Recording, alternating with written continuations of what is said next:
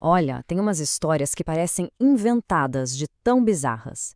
E a de hoje é uma delas.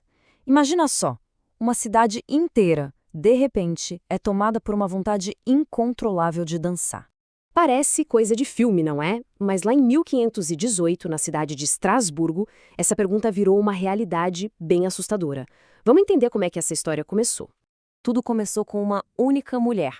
Num dia de julho, uma certa Frau Trófia simplesmente foi para a rua e começou a dançar.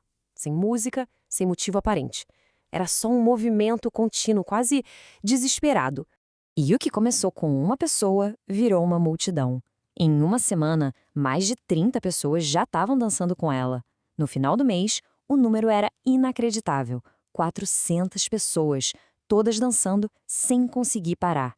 Os relatos da época, de médicos a padres, descrevem uma cena de puro caos. As pessoas dançavam até o colapso.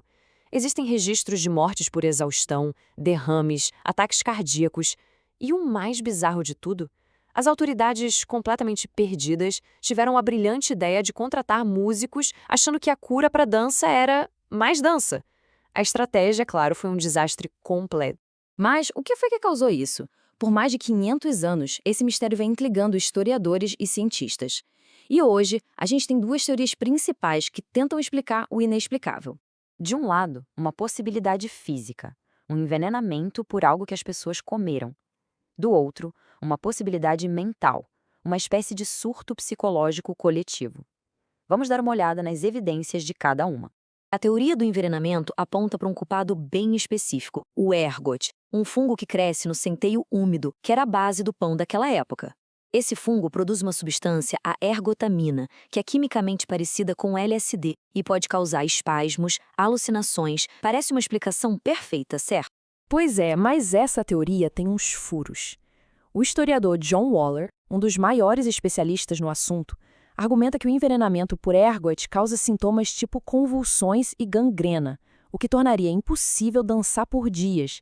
E, vamos combinar, seria muito improvável que centenas de pessoas reagissem ao alucinógeno exatamente da mesma forma, com os mesmos movimentos, né? E isso nos leva para a teoria mais provável, a histeria em massa. Para entender essa, a gente precisa olhar o contexto da época. E olha, Estrasburgo em 1518 era um lugar bem sombrio, sofrendo com fome, doenças como sífilis e varíola e muita superstição. O estresse era tão absurdo que a população pode ter tido um colapso psicológico coletivo. A dança, nesse caso, foi a válvula de escape, um transe que se espalhou como um vírus. Uma história tão dramática e misteriosa, claro, é um prato cheio para a arte. E foi exatamente isso que aconteceu. Séculos depois, esse evento bizarro foi revisitado de um jeito bem inesperado.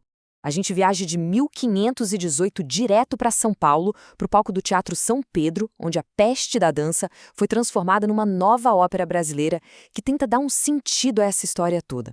A ópera se chama Dança da Morte, uma criação da compositora Maria Rosa Argandonha Tanganelli com a libretista Luísa Tarzia. A proposta delas foi justamente ir além do mistério e focar na experiência humana por trás da epidemia. E tem um trecho do libreto que captura perfeitamente essa sensação de impotência. Sou marionete do som, pulo e giro, não posso parar, não. A ópera usa a música e as palavras para expressar a agonia e o transe daquelas pessoas. Fica bem claro que a ópera adota a teoria da histeria em massa. O foco não é a investigação médica, mas sim o drama humano, o sofrimento, a fome e o medo que levaram àquele colapso coletivo. E a Dança da Morte não é uma obra isolada, sabia? Ela faz parte de algo maior, uma trilogia de óperas curtas, todas conectadas por um tema muito forte. A diretora cênica, Ana Vanessa, explica que o fio que conduz tudo é justamente o ser humano levado ao seu extremo, seja pela miséria, pela guerra ou pelo trabalho exaustivo. Essa trilogia explora diferentes faces desse limite. Em Dança da Morte, o foco é a exaustão. Já em Aqui, uma ópera, o tema é o desespero da guerra.